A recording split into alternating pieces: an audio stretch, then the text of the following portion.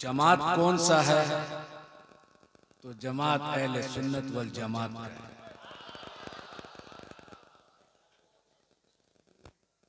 आज से 250 साल पहले 4 बुजुर्ग हिंदुस्तान आए थे चीन से।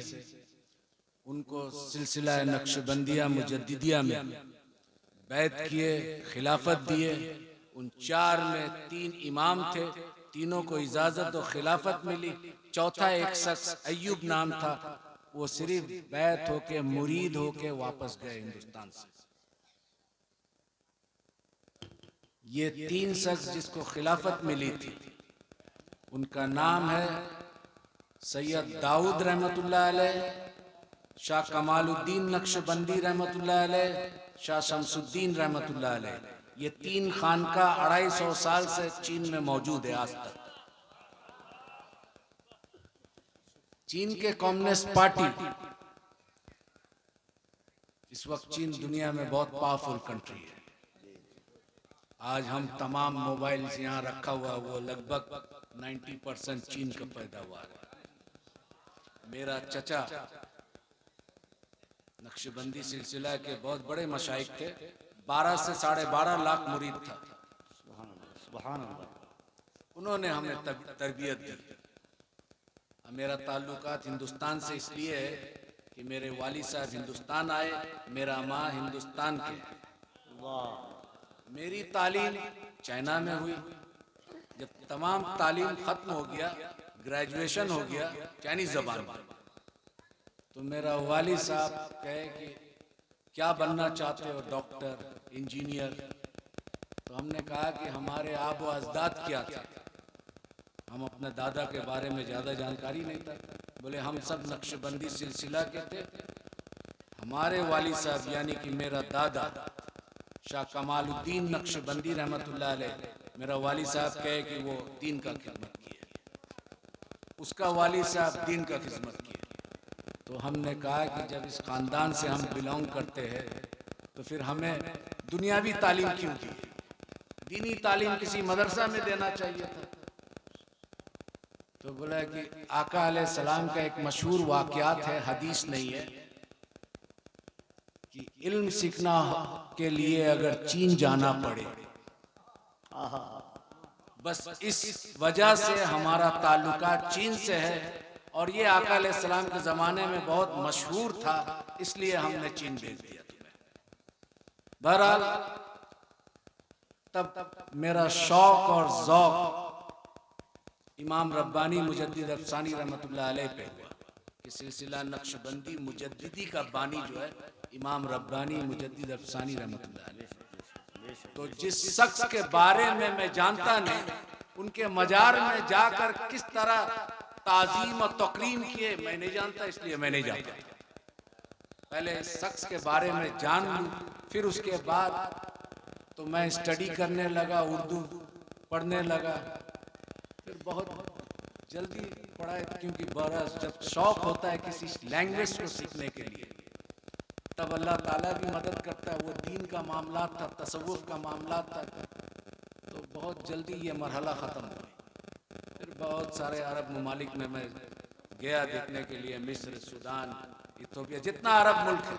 फिर उसके बाद सेंट्रल एशिया किया, जितना 1991 में उज़्बेकिस्तान, किर्गिस्तान, सोवियत यूनियन टूटने के बाद इस हिस्सा में मुसलमान हनफी ज़्यादा है, अप टू तुर्की तक।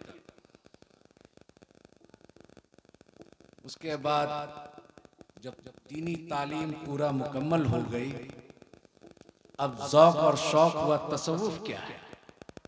और तसव्वुफ़ सीखने के लिए सबसे पहले आपको 2 चीज़ चाहिए। एक आपको कामिल मशाइख, जिसको हम पीर साहब कहते हैं। आज यहाँ एक बहुत बड़े पीर महबूब अली शाह रहमतुल्लाह अलैह, यहाँ आज हम लोग को हाजिरी का नसीब हुआ। वो कौन शख्स थे, क्या थे, जो दुनिया भूल नहीं पा रहा है? वो पूरी ज़िंदगी तसव्वुफ़ के बुजुर्ग थे। जब तसव्वुफ़ के बुजुर्ग सुलूक की राह में कमालात हासिल कर लेते तो अल्लाह ताला उनको अपना दोस्त बना लेता है और विलायत के नेमत से नवाज देता है। तो उन्हीं के एक ज़ौक और शौक और एक रूहानी निस्बत हमें यहाँ खींच के लेके आई। मेरा मादरी जबान चाइनीज है। अब चीन के बारे में थोड़ा मैं जानकारी दे दूं। हम रसूलुल्लाह सल्लल्लाहु अलैहि वसल्लम के ताज़ीम में जब वहाँ जुमा का नमाज होता है तो हर मस्जिद है, तो जुमा के नमाज के बाद सलात व सलाम पढ़ा जाता है। और जब सलात व सलाम पढ़ा जाता है, अगर ये गांव साइड में मस्जिद है तो वो किसान लोग खेती करता है, कुछ लोग गाड़ी से जाता है, तो जब ये सलात व सलाम पढ़ा जाता है और इसका आवाज जहां तक जाता है, औजार छोड़ के खड़े हो जाते हैं। सुभान अल्लाह, सुभान अल्लाह। मैं ऐसा ताज़ीम दुनिया के किसी भी मुख्तलिफ इलाकों में सफ़र कर हासिल किया, लेकिन देखा नहीं। तो फिर मेरा दिल, ये इतना चाइनीज़ लोग इतना मोहब्बत और इतना ताज़ीम और तौकीर, तो वो पता चला स्टडी करके कि ये 3 खानका जो बनाए थे उसी की कमालात है। वाह। अब सवाल उठा, क्योंकि तबलीग जमात के लोग भी चीन पहुंचे थे, पाकिस्तान से उनका ताल्लुकात अच्छा था, तो जुमा के टाइम ये लोग बैठे रहते थे। तो मेरा चचा बोला कि ये पाकिस्तान का और हिंदुस्तान का भाषा तुम लोगों का एक ही है? हम बोला लगभग एक ही है, उर्दू बोलते हैं, हम हिंदी बोलते हैं। तो बोला समझ सकते हैं? बोला हाँ। तो इन लोगों को कहो कि आइंदा हमारे मस्जिद में ना आए, नमाज पढ़ के चले जाए, दीन ना लेके आए। क्या सिखाने आया? बोले क्यों? बोला हज़रत साद बिन अबू वक्कास रजी अल्लाह ताला अन्हु चीन में आ चुके थे, उसके दीन को हम पकड़ेंगे, इनसे कह देना है कि तुम अपना दीन मुबारक को ले जाओ। तो बोले कि नहीं, ये नमाज में बैठना और सलात व सलाम पढ़ना खड़ा कहाँ से साबित है? दलील दीजिए। वो तबलीग जमात के 16 आदमी थे। आज तो तबलीग जमात चीन में बैंड है, वहाबी बैंड है। सिर्फ सिर्फ अगर चीन का सरकार इस्लाम को कबूल करता है तो वो बोलता है कि खानका के जैसा मुसलमान बनाओ जो मोहब्बत फैलाता है। वाह। नारे तकबीर, नारे रिसालत, मसलके आला हजरत, मसलके अहले सुन्नत। सुभान अल्लाह। अब सवाल है, अरब में देखता है लोग, अरब से इस्लाम आया, सहाबी अरबी थे, ताबईन अरबी थे, तबे ताबईन अरबी थे, आका अलैहिस्सलाम अरब में आए। तो अरब में खारजी भी आया था, राफजी भी आया था, मुतजल्ला फिरका जो है अरब में आया था। ये तमाम शिया जो हजरात है, हमारा कोई बात नहीं है, हमारा अकायद में इख्तिलाफ है, लेकिन ये सब यहाँ अरब में आया था, हिंदुस्तान में नहीं आया था। तो सवाल उठा, जब स्टडी किया तो ये लोग ज्यादा जो अहले सुन्नत से निकले, मेन स्ट्रीम अहले सुन्नत है सवाद आजम, लेकिन इससे जो साखे निकला मुख्तलिफ फिरकों में बटा। वो तमाम के तमाम फिरका कुरान से दलाइल देते हैं। अब ये तबलीग जमात के लोग बोलते हैं कि खड़ा होके साबित करो, ये करो, वो करो। तो हमने उसको पूछा, जवाब दिया, देखिए मेरा चचा यहाँ के ये है और पीर साहब है और वो पसंद नहीं करते, लिहाजा आप लोग यहाँ दीन फैलाने ना आए। क्यों? आप दलील से बात कीजिए। आका अलैहिस्सलाम इमाम शाफी ने इसकी जवाब दे दी। इमाम शाफी रहमतुल्लाह अलैह फरमाते हैं कि हम बिद्दती उम्मतियों से हदीस लेना बंद कर दिया। तो इमाम शाफी रहमतुल्लाह अलैह से सवाल किया, या मोहम्मद बिन इदरीस अश-शाफी, या इमाम शाफी, उम्मत में बिदात करने वाला, बिदत फैलाने वाला कौन है? बोलता है तुम्हें मालूम नहीं? उम्मत में बदतरीन उम्मत वो है जो आका अलैहिस्सलाम की ताजीम के लिए दलील के कायल है, दलील ढूंढता है। आका अलैहिस्सलाम के ताजीम के लिए जो दलील मांगे वो इमाम शाफी के नजदीक बदतरीन उम्मत है। जवाब दे दिया। तो हमने उनसे वही दोहराया इमाम शाफी के कौल को कि भाई इमाम शाफी ने इसका जवाब दे दिया, अब क्या कहते हैं? बोला नहीं, आप दलील दीजिएगा। हम बोला देखो ऐसा है, एक हदीस है। बोला आप आलिम हैं? हमने कहा कि नहीं, आलिम नहीं है, हम अपने चचा के साथ है, बहुत सारा मुताला किया किताब के। हदीस में एक रिवायत आया है, हजरत बिलाल हबशी रजी अल्लाह ताला अन्हु, ये हब्स के थे उस वक्त। हब्स आज के जो है इथोपिया कहलाता है। तो इथोपिया से 12-14 आदमी आका अलैहिस्सलाम मस्जिद नबवी में आए थे। आने के बाद उन लोग आका अलैहिस्सलाम और हजरत अबू बकर सिद्दीक, उमर फारूक रजी अल्लाह ताला अन्हु, उस्मान गनी सब बैठे हुए साहबा। तो ये जो अफ्रीका के लोग 7 फुट 6.5 फुट के लंबा मोटा चौड़ा बॉडी का, ये सब जो है जिस तरह खाना काबा का तवाफ करते हैं उसी तरह आका अलैहिस्सलाम बैठे हुए और चारों यार सब साहबा बैठे हुए। वो एक तरफ उठ के एक पांव उठा के मोहम्मद बिन साले, मोहम्मद बिन साले, और एक हाथ उठा रहे, एक हाथ ऐसा कर रहे और ऐसा घूम रहे। तो उमर बिन खत्ताब रजी अल्लाह ताला ने खड़ा हुए, रोकने का कोशिश किया। आका अलैहिस्सलाम फरमाए, या उमर बैठ जा, बैठो, कर लेने दो पूरा। फिर जब पूरा खत्म हो गया तब बैठे। तो फिर आका अलैहिस्सलाम उमर को मुखातिब करके, अब पूछो क्या पूछना चाहते। तो जब उमर बिन खत्ताब पूछे उनसे कि तुम लोग ये क्या करते हो, तो वो जवाब सुन लीजिए, हम अपने राजा का इस्तकबाल इस तरह करते, आप 2 जहां के राजा है तो आपके इस्तकबाल इस तरह ना करूं। वो अजमी थे, अरबी नहीं थे। तो हदीस में आया ये रिवायत। 12 तौहीद,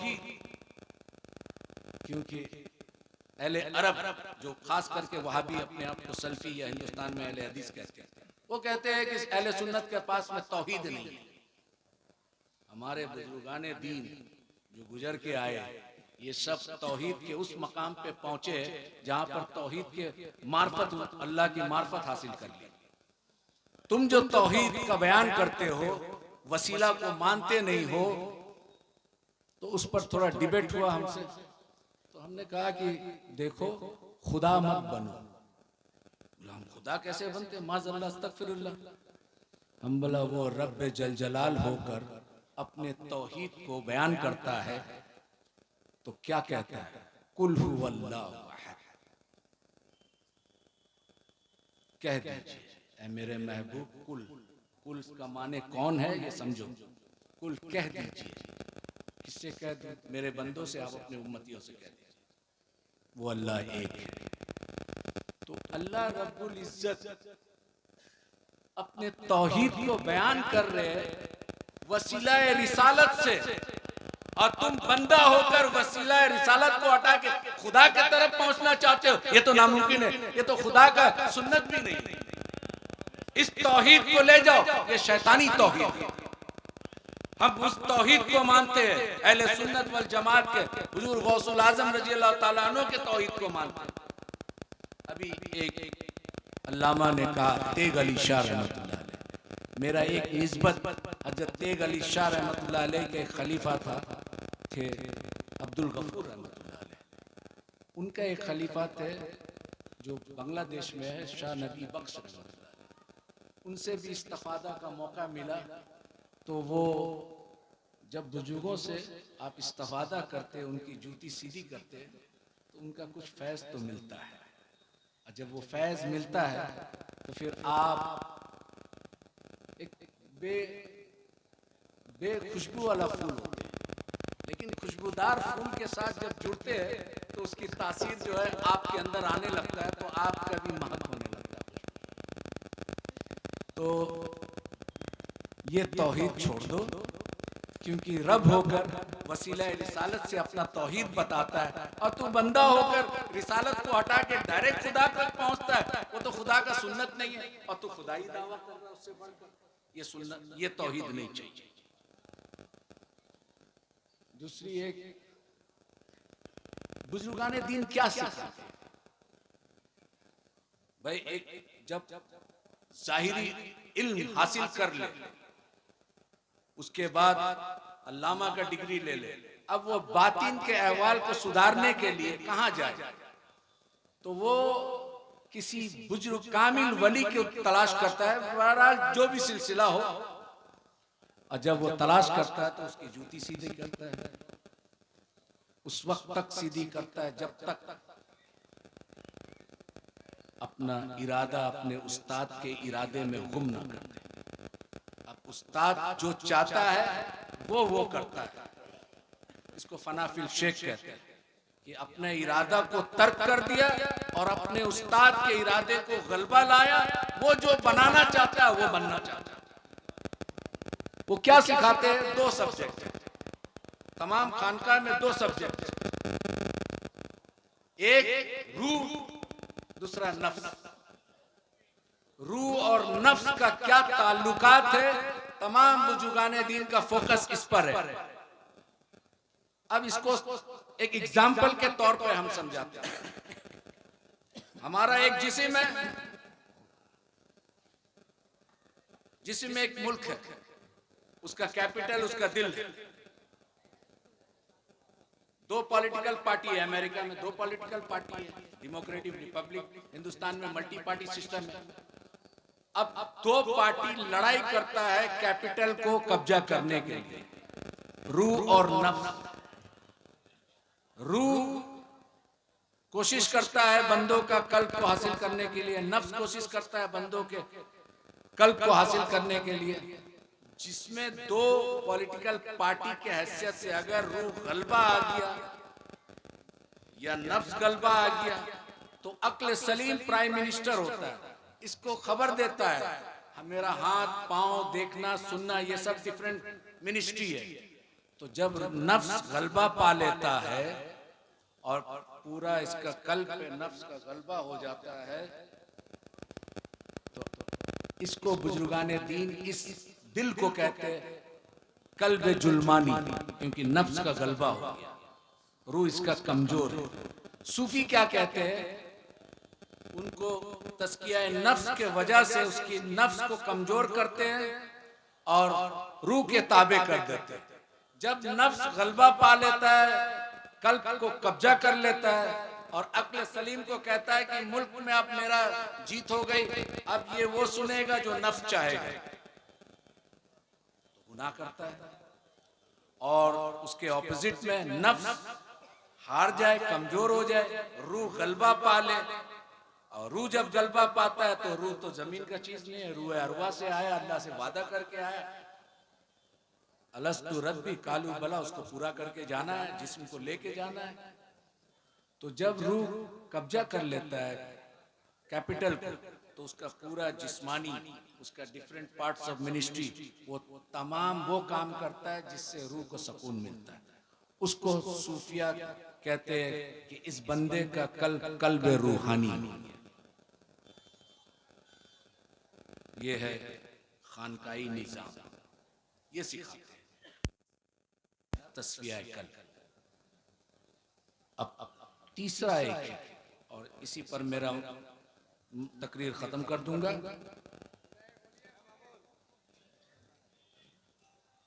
गौर से सुनिए आप। चाइनीज जबान में लिंग ख्वन कहते हैं, लिंग ख्वन। अज़ीज़ान मिल्लत इस्लामिया, शहज़ादे गौसे आज़म औलाद रसूल हुज़ूर सैयदी शबाहत मियाँ साहब क़िबला की आमद है। इस्तक़बाल कर लें पूरा मजमा दिल लगाकर। नारे तकबीर, और ज़रा बुलंद आवाज़ से नारे तकबीर, नारे रिसालत। हुज़ूर सैयदी शबाहत मियाँ साहब क़िबला फ़ैज़ाने औलिया कॉन्फ्रेंस उर्से हज़रत दाता महबूब शाह। नारे तकबीर, नारे रिसालत।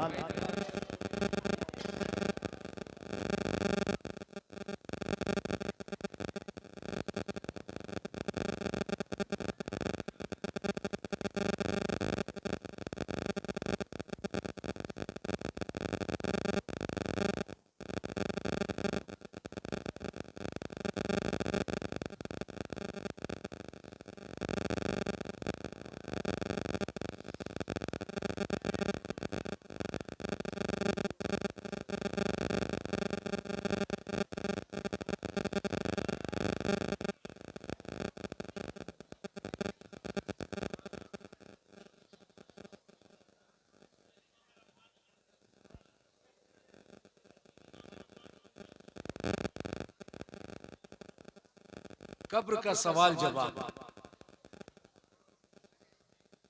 बुखारी शरीफ, मुस्लिम शरीफ में मन रब्बु का मा दीनुकुम नहीं है, मा कुंतुम तकूनु फी हाजल रुजुल हुआ मुहम्मदुर रसूलुल्लाह सल्लल्लाहु अलैहि वसल्लम। आपसे कब्र में सवाल जवाब होगा। क्या सवाल जवाब होगा? आपसे पूछा जाएगा और रसूलुल्लाह सल्लल्लाहु अलैहि वसल्लम का दीदार होगा और पूछा जाएगा इस शख्स के नाम मोहम्मद रसूलुल्लाह सल्लल्लाहु अलैहि वसल्लम है, इसके बारे में क्या कहता था।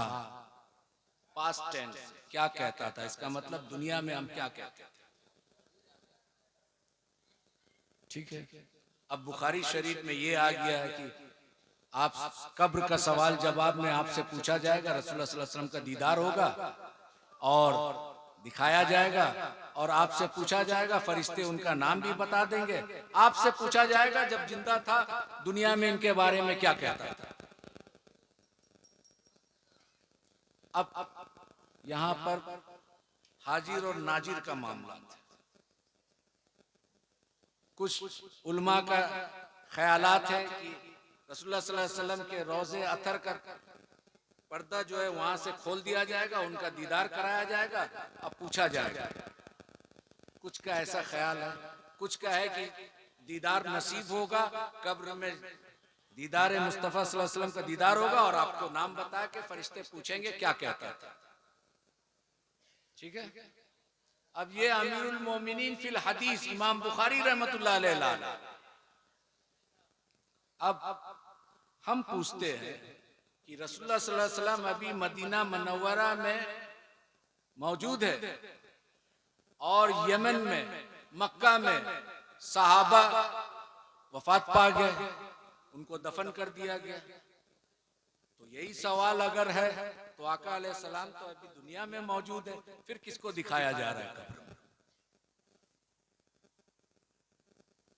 अभी मौजूद है दुनिया में, मदीना मुनव्वरा में। अगर बुखारी शरीफ का इसी हदीस को माना जाए तो ठीक है, तो फिर रसूलुल्लाह सल्लल्लाहु अलैहि वसल्लम के जमाना में बहुत सारा सहाबी, किसी को शहीद कर दिया गया, कोई दुनिया से रुखसत हो गए, तो फिर उनको जब दफन किया गया तो आका अलैहिस्सलाम का दीदार हुआ, पूछा गया तो आका अलैहिस्सलाम तो मदीना मुनव्वरा में मौजूद है। एक दूसरा, रसूलुल्लाह सल्लल्लाहु अलैहि वसल्लम अब दुनिया में है नहीं, जब दुनिया में थे तो अगर यही क्वेश्चन है पूछा जाएगा तो दुनिया में नहीं है तो भी दिखाया जाएगा। अब वो कहते हैं कि हुजूर अक़दस सल्लल्लाहु अलैहि वसल्लम, ठीक है, अभी कोविड का टाइम में दुनिया में एक ही टाइम में कितने लोग गुजर गए होंगे, कितने लोग का मौत हो गया होगा। सपोज पूरी दुनिया में 10 लाख आदमी एक ही टाइम में मौत हुआ तो मुल्कुल मौत तो एक है। भाई मुल्कुल मौत का ताकत ये मानते हो कि एट अ टाइम, एक ही मिनट, एक सेकंड में 10 लाख आदमी को पूरी दुनिया से मौत का फरिश्ता रूह कब्ज कर सकता है। ये उनका इख्तियार में, ये उनका पावर अल्लाह ने दिया है। और ये 1 लाख आदमी को एक ही टाइम में दफन कर दिया जाए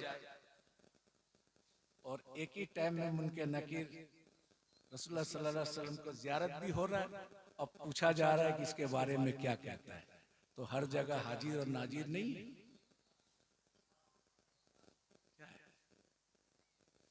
हमारे बहुत सारे असलाफ जो बुजुर्गाने दीन गुजरे, इमाम जलालुद्दीन सूती रहमतुल्लाह अलैह, तो कहते थे हम आलिम बेदारी में जियारत किया रसूलुल्लाह सल्लल्लाहु अलैहि वसल्लम का।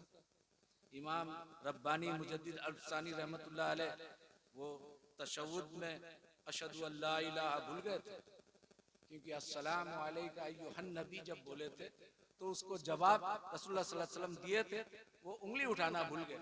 आज समरकंद, बुखारा, उज़्बेकिस्तान, अफगानिस्तान का नॉर्दर्न पार्ट जो नक्शबंदी आज भी नहीं उठाते, बोलते इमाम रब्बानी भूल गए। नहीं, मकतूबात रब्बानी में उन्होंने खत लिखा। वो काजी नौमान बदख्शी रहमतुल्लाह अलैह को खलीफा थे कि देखो फकीर ने जो है नमाज में इस तरह का मामलात आया तो तशव्वुद में, क्योंकि आप हनफी है तो हनफी है तो अशहदु अल्ला इलाहा उठाएंगे, लेकिन आपने भूल गए। क्योंकि उस वक्त भूलने का कारण ये था कि रसूलुल्लाह सल्लल्लाहु अलैहि वसल्लम का सलाम का जवाब सुन लिए थे, और जो शख्स रसूलुल्लाह सल्लल्लाहु अलैहि वसल्लम का जवाब सुन ले वो किस्सा ये सुन्नत याद रहेगा। तो उन्होंने कहा कि मैंने अपने खलीफा को लिखा, वो वक्त के मुजद्दिद थे लेकिन साहिब शरीयत तो नहीं थे। आज भी चाइना के बहुत सारा रिमोट एरिया में वो नहीं करते, बोलते इमाम रब्बानी रहमतुल्लाह अलैह के मकतूबात रब्बानी में नहीं है। बहरहाल, तो एक ही टाइम में इतने लोग का मौत हुआ और एक ही जगह में नहीं हुआ, दुनिया के मुख्तलिफ इलाकों में हुआ, एक ही साथ दफन कर दे और एक ही साथ किसका दीदार हो रहा है? रसूलुल्लाह सल्लल्लाहु अलैहि वसल्लम को दिखाया जा रहा है, अब पूछा जा रहा है कि इस शख्स के बारे में क्या कहता था, तो फिर हाजिर और नाजिर का क्या माने? यही तो माने। बहरहाल, एक छोटा से वाकयात है, वो मैं बयान कर दूं, उसके बाद मैं खत्म करूंगा, क्योंकि मैं डायबिटीज से 35 इयर्स हो गया। मैं 10 बजे सो जाता हूँ, सुबह 4 बजे उठता हूँ। तो वो मौलाना शौकत साहब ने रिक्वेस्ट किया कि आज, तो खैर बहरहाल कोई बात नहीं। मेरा चचा चीन में बहुत बड़े बुजुर्ग शाह शहीद रहमतुल्लाह अलैह, अभी हाल फिलहाल 4-5-6 साल हुआ इंतकाल कर गया। तो उनके पास आए, वो बड़ा खामोश रहते थे, 91 इयर्स तक हयात था, लेकिन कमजोरी के वजह से वो खड़ा बैठ के नमाज नहीं पढ़ाए। नमाज के टाइम में बहुत जलाल हो जाते थे, इमामत करते थे। तो घर में सब लोग बोला कि आप इतना उम्र हो गया तो आप बैठ के नमाज पढ़े। बोला इमाम बैठ के नमाज नहीं पढ़ेगा, या तो हम अपना बेटा को दे दे इमामत करने, मैं पीछे बैठ जाता हूँ। तो उनके पास कुछ लोग आए, बोले हुजूर रसूलुल्लाह सल्लल्लाहु अलैहि वसल्लम का दीदार, हमने सुना आपके वाली साहब बहुत लोगों को इस जगह में रसूलुल्लाह सल्लल्लाहु अलैहि वसल्लम का मुरीद करके 3-4 दिन में दीदार करा दिए थे, तो आप भी करा दिए, कैसे होगा? तो चचा देखे बहुत सारा लोग ऐसे, बोला ठीक है कोई बात नहीं है, अभी थोड़ा मुरीद में ट्रेनिंग हो। उसमें एक लड़का बड़ा जिद्दी था, उसका नाम था सलाउद्दीन, वो थोड़ा चाइनीज कराटे कुंफू का मास्टर भी था, बहुत सारा अवार्ड ले चुका था।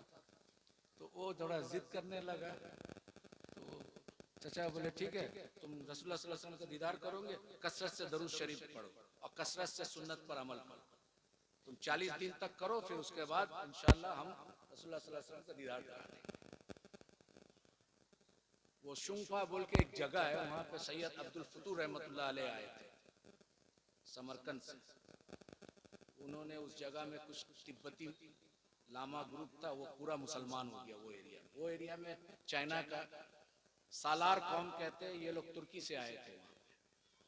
वहां मिर्चा एक होता है, छोटा मिर्चा होता है, वो बहुत झाग, एक मिर्चा खाना मुश्किल है। तो चचा बोले कि सालाचू, हम चाइनीज में बोल रहे हो, जिस तरह मेरा चचा बोले, सलाउद्दीन नीची सालाचू ना पेन ना लाचा कोला। सलाउद्दीन सालार चले जाओ, वहां का मिर्चा लेके आना। हदा पापा बोलते थे, बाबा, पापा माने बाबा, हदा पापा वो चुतावला था छीला माय खोला आ गया। बोला सलाउद्दीन मेरे हुजरा में आ जाओ। फिर एक ताला था, चाबी लगा दिए और चाबी मेज में रख दिए, बोले मिर्चा पूरा खा लो। मिर्चा खा लिया, एक मिर्चा खाना मुश्किल है, 50 ग्राम मिर्चा। वो बस उम्र था, बड़ा ज़ौक और शौक रखता था, तो चिबा चिबा के खा लिए। खाने के बाद उसको हिचकी आने लगा, अब वो पानी खोजे। बोला सलाउद्दीन पानी मत पीना, अगर अपना ख्वाब को पूरा करना है तो पानी मत पीना, और अगर झाल बर्दाश्त ना हो तो चाबी वहां रखना है, खोल के चले जाओ और ये इरादा तर्क कर देना, ठीक है? अब वो परेशान, इधर छपक इधर ये उधर वो, अब थूक निकाल रहा है मुख से और थूक में जबान को लगा रहा है, लहर रहा है। वो तो मिर्चा आम मिर्चा नहीं है, आप यहाँ कालिम्पोंग दार्जिलिंग में चले जाइए, एक छोटा सा मिर्चा आता है, उसको क्या दल्लू कुरसाई बोलते हैं लोकल लैंग्वेज में। वो एक तो खा लीजिए। आसाम में चले जाइए, भूत, वो बंगला भाषा में मिर्चा को क्या बोलता है, नहीं भूत लंका ना क्या बोलते हैं आसाम में, वो खा के एक तो दिखा दीजिए आप। तो वो सालार का वो मिर्चा खाने के बाद ये तड़प रहा है, ये कर रहा है, वो कर रहा है। बोला सलाउद्दीन नीनेन दरूद, सलाउद्दीन दरूद शरीफ पढ़ो, तुमको दीदार करना है, तुम्हारा वो ख्वाब को पूरा करो, चाबी वहां रखना है, अगर दम तोड़ दे तुम्हारा ख्वाहिश तो फिर ताला खोल के घर चले जाना, पानी पी लेना। अब वो किसी तरह से ऐसा वैसा करके, और चचा जो है तो ज्यादा उम्र हो गया था, सो गए। अब पानी भी सामने रखा हुआ है, पानी सामने है, पीना है नहीं पीना है। अब वो बोला नहीं पिए। किसी तरह से फजीर का टाइम में चचा उठते तहज्जुद के लिए, तो देखा ये अभी भी वैसे ही, थोड़ा देर के लिए उसका नींद लग गया। जब चचा उठे, आवाज आया वजू करने का, तो वो उठे, सोचे कि हम पानी लेके आएंगे, अब थोड़ा मुख में डाल लेंगे। तो जल्दी से चचा का पानी लेके आए लोटा में, और बोले कि मैं भी वजू कर लूं ताकि पानी मुख में चले जाए। तो बोला बेशक तुम मेरे लिए पानी लाए, लेकिन तुम अभी वजू मत करना। मैं क्यों? बोला तुम अभी तहज्जुद तो पढ़ोगे नहीं। बोला हम भी पढ़ेंगे, तो फिर मिर्चा का झाल खत्म हो जाएगा। बोला नहीं करेंगे। चलो ठीक है, तुम फजीर पढ़ लेना। चचा तहज्जुद से फारिग हो के मस्जिद में चले गए, इमामत किए। अब वो पूछने लगा, तो चचा के हुजरा में आए कि हम पूरा मिर्चा खा लिया, पानी नहीं, ताला भी खोला नहीं, रसूलुल्लाह सल्लल्लाहु अलैहि वसल्लम का दीदार नहीं हुआ। बोला तुमको नींद लगा था? बोला थोड़ा देर के लिए लगा था। क्या देखा? बोला हर तरफ पानी देख रहे, आसमान से पानी गिर रहा है, पहाड़ से पानी आ रहा है, घर में पानी है, हर तरफ पानी पानी। बोला हाँ ठीक है अल्हम्दुलिल्लाह। कल जब मिर्चा खिलाया था तुम्हें, वो आम मिर्चा तो नहीं था, सालार का मिर्चा था। तो तुम पानी के लिए तुम्हारा मेंटली, साइकोलॉजिकली, तुम्हारा जाहिर, तुम्हारा बातिन, तुम्हारा हर चीज तवज्जो पानी में था। जब तुम्हारा पूरा तवज्जो पानी में था, तो ख्वाब में तुम पानी देखा। अब जिस दिन रसूलुल्लाह सल्लल्लाहु अलैहि वसल्लम पर इस तरह का तवज्जो करोगे, तो वो रहमतुल लिल आलमीन का दीदार नसीब। वाह दावाना।